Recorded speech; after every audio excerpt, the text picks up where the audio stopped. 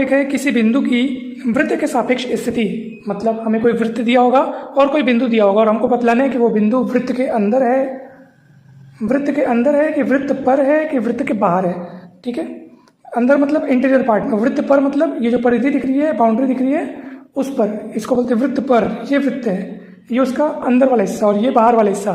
तो कोई बिंदु वृत्त के अंदर है कि वृत्त पर है कि वृत्त के बाहर है, ये हमको बतलाना है। तो बहुत ही सरल काम है। ठीक है फ्रेंड्स, तो जैसे मान लो कोई बिंदु है x1 y1, ठीक है, x1 y1 कोई बिंदु है और वृत्त दिया है x square plus Y square plus 2gx plus 2fy plus c = 0, इसको हमने s कह दिया।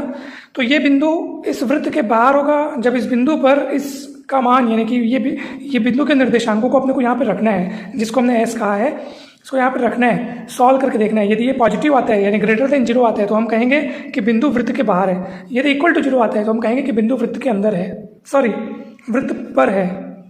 यदि इक्वल टू 0 आता है तो हम कहेंगे कि ये बिंदु इस वृत्त पर है।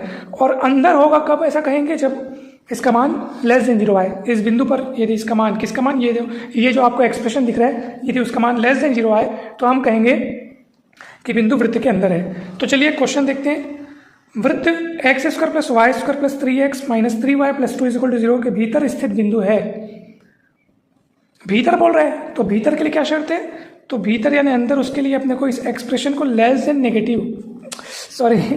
0 यानी कि लेस देन 0 अपने मतलब नेगेटिव अपने को लाना है।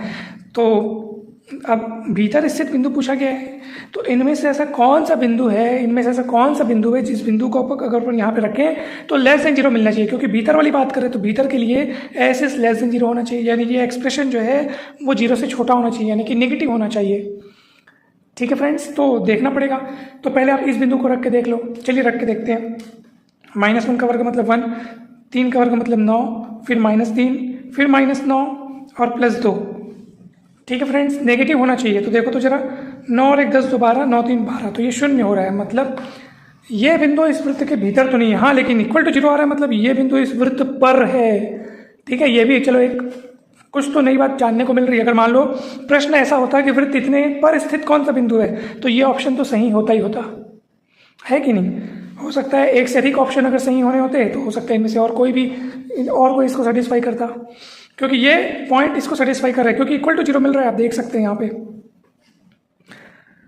ठीक है फ्रेंड्स, तो यहाँ से आपको बहुत अच्छे से ये सारी चीज़ें समझ में आ रही होंगी। परंतु हमको तो ऐसे बिंदु को खोजना है जो इस वृत्त के भीतर है, मतलब हमको ऐसा बिंदु खोजना है जिस पर इस एक्सप्रेशन का मान माइनस में आए। तो ये बिंदु